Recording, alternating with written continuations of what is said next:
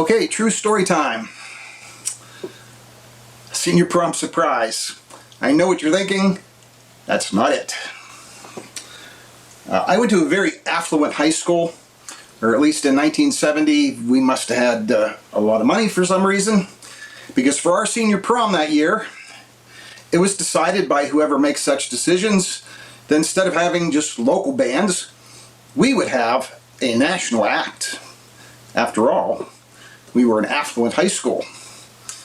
So whoever puts these things together got a hold of some agency, and they put together a list of possible acts that we could have for our 1970 senior prom.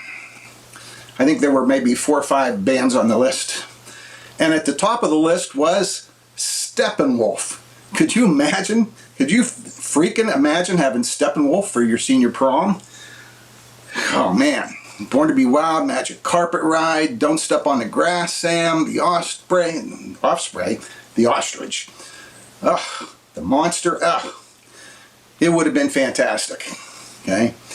I don't remember any of the other bands that were on there, but there was another group with a strange name. They were called the Chicago Steelers. Not the Pittsburgh Steelers, but the Chicago Steelers. And they had a big hit record out at the time called Get It From the Bottom. Get It From the Bottom. Big hit song that was out right currently. So even though us long-haireds lobbied hard for Steppenwolf, we lost out to the girls, and instead of Steppenwolf, we were going to get the Chicago Steelers. Well, I went to the prom, and my bandmate, Richie, also went to the prom, took our girlfriends to the prom, and figured, well, what the heck, we'd see the Chicago Steelers. And the band was supposed to start at like 10 o'clock, something like that. And it's 9 o'clock, and the stage is still empty. No sound system, no lights, no nothing. The stage is empty at 9 o'clock. So I'm thinking, uh-oh, we're going to get ripped off. Well, by 9:15, this sedan pulls up, pulling a small U-Haul trailer. And these 4 black guys get out and start unloading, okay? And they are the Chicago Steelers. So they come in, they set up, the guitar player has a Stratocaster, Sunburst Stratocaster, probably just like this one, and a small Fender amp. It was probably a deluxe reverb. I don't remember. The bass player had a Fender Bassman amp and a precision bass. The drummer had a very small kit, you know, kick, snare, 1 rack tom and 1 floor tom, crash, ride, and hi-hats. Nothing was mic'd. There were no mics on anything. In fact, there were only 2 microphones on stage. The singer had a microphone, and I can't remember whether it was the bass player or the guitar player had a microphone. Now, if you hear this song, Take It From the Bottom, Get It From the Bottom, it's like a Motown thing. There's horns, there's all kinds of vocals. And here's this band, the Chicago Steelers, guitar player, a bass player, a drummer, and a guy standing out front singing. No monitor wedges, no light show, just that. So me and my bandmate were thinking, geez, these guys have less equipment than our band has.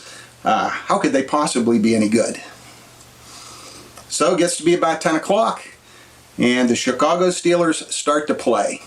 And the first song starts off with, I don't know how many measures, but quite a lot, just the bass player and the drummer.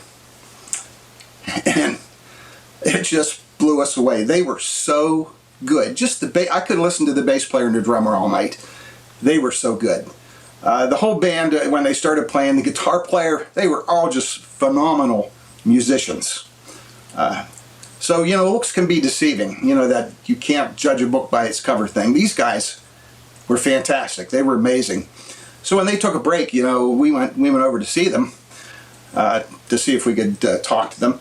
Nice guys, really nice guys. In fact, I think when guys reach that level of talent, anyone that I've met that's that talent has always been really nice, because, you know, they don't have to pose. Their talent speaks for itself. At the end of the night, we helped them carry out their stuff to their little U-Haul trailer. In fact, we got in trouble because you weren't allowed to leave the building till 4 o'clock, and Richie and I had gone outside of the building, so we were in a little bit of trouble. But the band was good. I mean, today it would be like if you went to hear a band, little 4-piece band, And maybe you had Steve Gadd playing drums, Nathan East on bass, and Tom Bukovac on guitar, and maybe Rod Stewart standing out front singing. You get an idea. I think it was the first time in my life that I ever heard like really A-team players.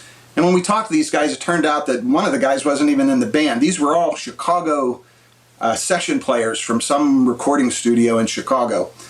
It was quite an education, quite a moment. You want to see something similar to that, go to Nashville.